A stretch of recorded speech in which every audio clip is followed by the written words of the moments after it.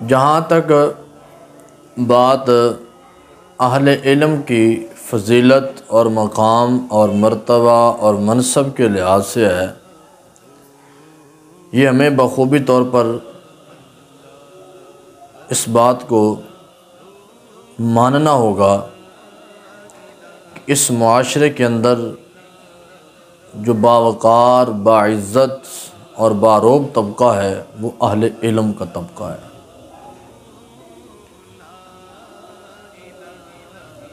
معاشرہ ہمارا اگر علماء دین کو اگنور کرتا ہوا نظر آتا ہے، اگرچہ اس میں کچھ کمیاں کوتاہیاں ان لوگوں کی ہیں جنہوں نے علماء کا لبادہ پہن کر وضاقطہ عالمانہ بنا کر حرکتیں جو حلا والی کی، تو اس کا خمیازہ آج اہل حق اور اہل علم شخصیات کو بھگتنا پڑ رہا ہے۔ جہاں بھی کوئی بات ہوتی ہے تو پہلی بات ہوتی ہے جی مولوی صاحب مولوی ہیں جنہیں جی، مولوی ہیں جنہیں جی، مولوی ہیں جنہیں جی۔ بھائی مولوی جیسے بھی ہیں آپ کیسے ہیں؟ آپ اپنے آپ کو دیکھیں، آپ کا نفس کیسا ہے، آپ کا دل کیسا ہے، آپ کی سوچ اور آپ کا رویہ کیسا ہے۔ آپ ایک اس شخص پر انگلی اٹھا رہے ہیں جس نے 10، 12، 15 سال اپنی زندگی کے علم دین کی طلب اور تڑپ میں اس کو حاصل کرنے میں صرف کیے ہیں۔ اس شخص کو تم وہ الفاظ کہہ رہے ہو جو ایک ان پڑھ اور جاہل کے لیے بھی روا نہیں ہے، تو یہ سوچ کو بدلنا ہوگا۔ آپ ایک داڑھی والے کو دیکھ کر، اس کے کارناموں کو دیکھ کر آپ کہیں جناب مولوی ایسے ہوتے ہیں، تو مولوی ایسے نہیں ہیں۔ مولویوں کا ایک مقام ہے، مولویوں کی ایک عزت اور ان کا ایک رتبہ ہے اور ان کی شان ہے۔ آج ہر بندہ کھڑا ہو کے کہتا ہے مولوی ایسے ہیں جی، مولوی ایسے ہیں جی۔ آپ کو مولوی نظر آتے ہیں جو باہر شرابیں پی کر سکتے، ان کو آپ نہیں سمجھا سکتے۔ جو 12، 14 سال، 15 سال قرآن و حدیث پڑھتا ہے، پڑھاتا ہے، سمجھتا ہے، سمجھاتا ہے، ملت کی ہر اس شخص اور فرد تک حق کا پیغام پہنچاتا ہے، تو آپ اس کے اوپر انگلی اٹھاتے ہو۔ آپ یہ نہیں دیکھتے کہ ایک انگلی اس کی طرف اٹھ رہی ہے اور باقی 4 انگلیوں کا جو اشارہ ہے وہ اپنی ذات کی طرف ہوتا ہے۔ بھائی جو جیسا بھی ہے اس کو چھوڑو، آپ کیسے اس کے اوپر ہم سوال کرتے ہیں۔ میں خود اپنی ذات پہ سوال کرتا ہوں، میں کیسا ہوں، آپ اپنی ذات پہ سوال کرتے ہیں کریں کہ جس کے بارے میں اقبال نے کہا تھا کہ اپنے ایمان میں ڈوب کر پا جا سراغ زندگی، میرا نہیں بنتا تو نہ بن، اپنا تو بن۔ اپنے ایمان میں تو ڈوبو، اپنے مقام کو سمجھو، اپنے مرتبے کو سمجھو، اپنی عزت اور وقار کو سمجھو۔ آپ کسی ایک کی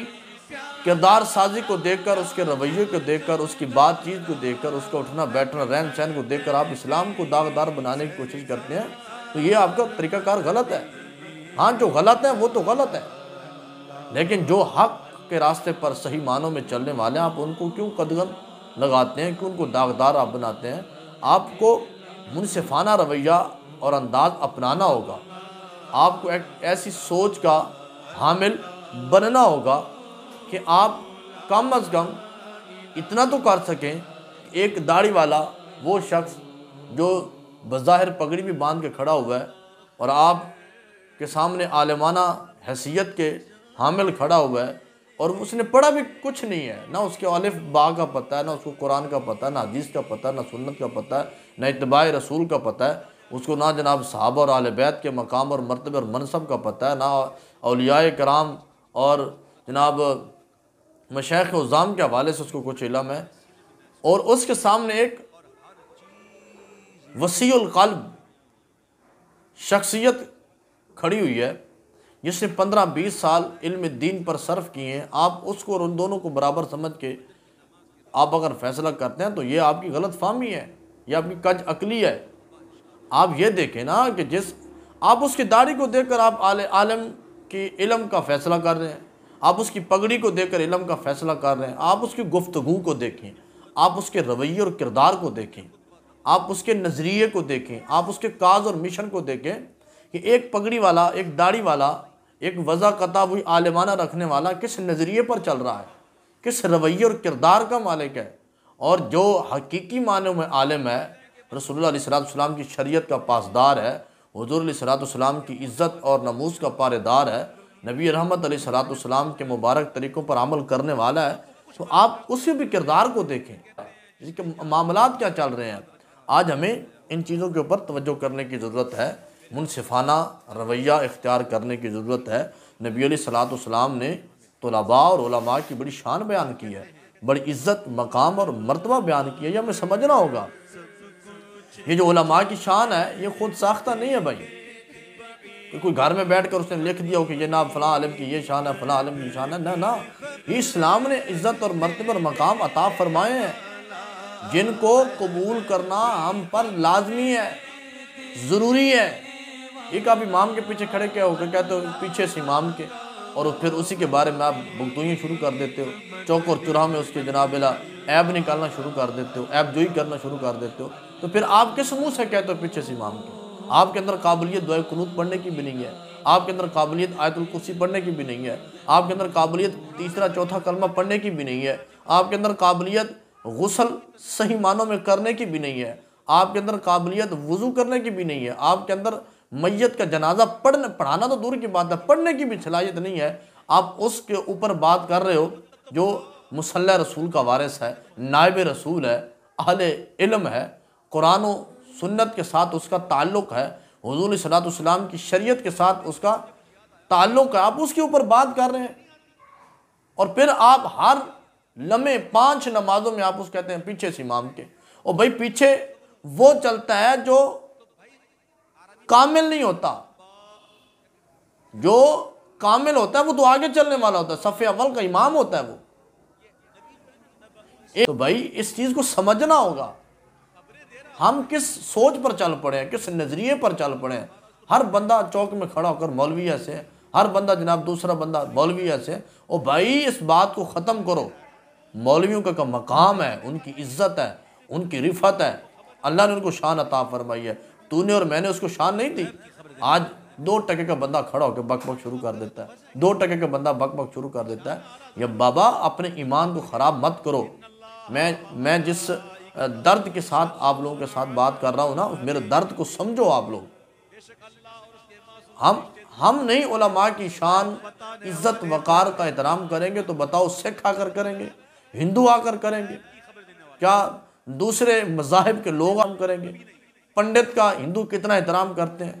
گرو کا سکھ کتنا احترام کرتے ہیں، اور جناب اللہ باقی جو اپنے مذاہب کے ان کے پیشور کو کتنا احترام کرتے ہیں، حالانکہ وہ جھوٹے ہیں، ان کو علم بھی ہے کہ یہ جھوٹے لوگ ہیں۔ اور یار آپ جانتے ہو کہ عالم دین سچا ہے، قرآن پڑھ کے سچ بتانے والا ہے، حدیث پڑھ کے سچ بتانے والا ہے، رسول اللہ کی شریعت پر اتباع کرنے والا ہے، پھر آپ سچے بندے کا سچ کے ساتھ تعلق رکھنے کے باوجود بھی آپ اس کو اگنور کرتے ہو، آپ اس کی جناب عزت پامالی کرتے ہو، آپ اس کے اوپر توجہ نہیں کرتے،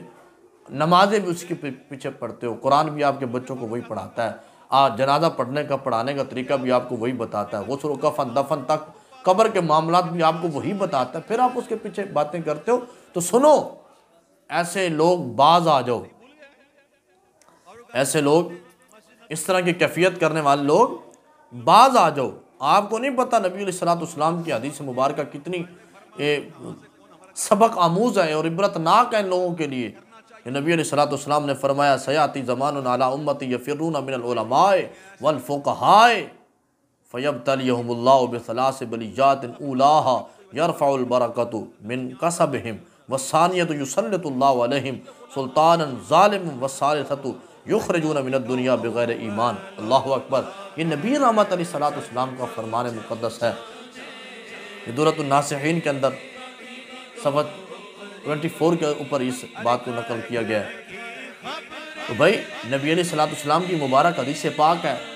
اس کو سنو اور سمجھو اور توبہ کرو۔ جن لوگوں نے علماء کی اہانت کی ہے، تذلیل کی ہے، علماء کے بارے میں باتیں کی ہیں، علماء ربانیین کے بارے میں باتیں کی ہیں، میں نے آپ کو پہلے بتا دی ہے کہ داڑھی، امامہ اور جبہ اور قبہ دے کر آپ اس کے کردار کو علماء کے اوپر پھینک دیں گے تو یہ بہت غلط بات ہے۔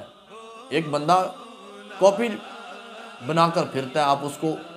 جناب الحقیقت پر مبنی لوگوں کو اوپر مسلط کر دیں گے تو یہ آپ کی بے عقلی ہے اور قج فہمی ہے۔ تو نبی علیہ السلام کا یہ فرمان سنیں، حضور علیہ السلام نے فرمایا ان قریب میری امت پر ایک زمانہ آئے گا کہ لوگ علماء اور فقہاء سے بھاگیں گے،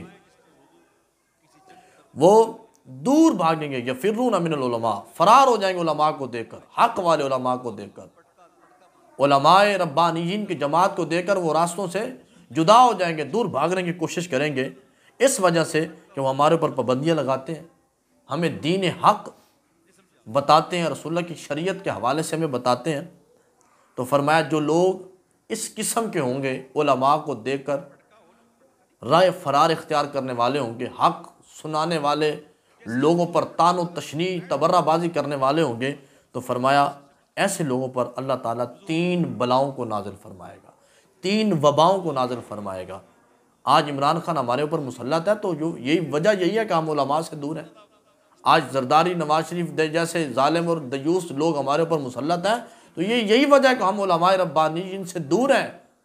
ہمیں ان سے تعلق جوڑنا ہوگا، وابستگی ہماری پختہ ہمیں کرنی ہوگی علماء ربانیین کے ساتھ۔ فرمایا 3 بلائیں اللہ تعالیٰ ان کے اوپر نازل فرماتا ہے، 3 بلاؤں میں گرفتار کر دیتا ہے۔ تو ان میں پہلی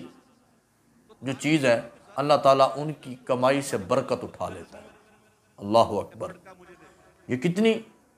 سبق آموز بات ہے کہ بندہ کروڑوں کمانے والا، لاکھوں کمانے والا آج مارا پھر رہا ہے،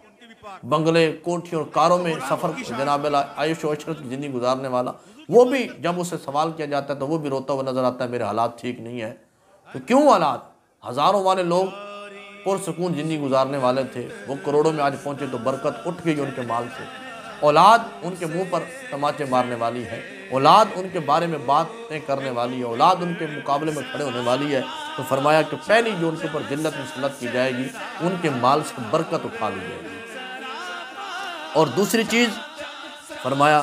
کہ اللہ تعالیٰ ان کے اوپر ظالم حکمران مسلط کر دے۔ اللہ! اور تیسری چیز علماء حق کے بارے میں بات کرنے والوں، خود کو بچا لو۔ اور فرمایا تیسری جو چیز ہے، جو تیسرا پوائنٹ ہے، یہ بڑا توجہ طلب ہے، 2 پہلے والے بھی توجہ طلب ہے لیکن تیسرا بڑا توجہ طلب ہے۔ فرمایا کہ جو علماء کو دیکھ کر، علماء حق کو دیکھ کر رائے فرار اختیار کرنے والے ہوں گے اور علماء کے اوپر طعن و تشنیع کرنے والے ہوں گے، پہلا تو ان کے اوپر عذاب ہوئے گا کہ ان کی مال سے برکت اٹھا لی جائے گی، روزی سے اللہ برکت اٹھا لے گا۔ دوسری چیز فرمایا کہ ان کے اوپر ظالم حاکم مسلط کر دیا جائے گا، اور تیسری چیز یہ ہوگی کہ وہ جب دنیا سے مریں گے تو بے ایمان ہو کر مریں گے۔ تو جو بندہ بے ایمان ہو کر مرے گا اس کا تو ٹھکانہ جہنم ہے۔ آخرت جس کی اچھی ہو، انما الاعمال بالخواتیم، حضور نے فرمایا اعمال کا دار و مدار خاتمے پر ہے۔ جس کا خاتمہ اچھا ہے اس کے اعمال اچھے ہیں، اس کے معاملات اچھے ہیں، اس کا اگلا سفر اچھا ہے۔ تو جس کو کلمہ ہی نصیب نہ ہوا مرنے کے بعد، تو یہ اس شخص کو نصیب نہیں ہوگا جو علماء کرام کے بارے میں باتیں کرتا ہے۔ تو میں آپ سے یہ گزارش کرتا ہوں کہ ایسی چیزوں سے آپ دور رہیں،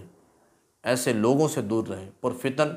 طبقات سے دور رہیں، علماء کرام کا ادب کریں، اپنے ائمہ مساجد کا ادب کریں،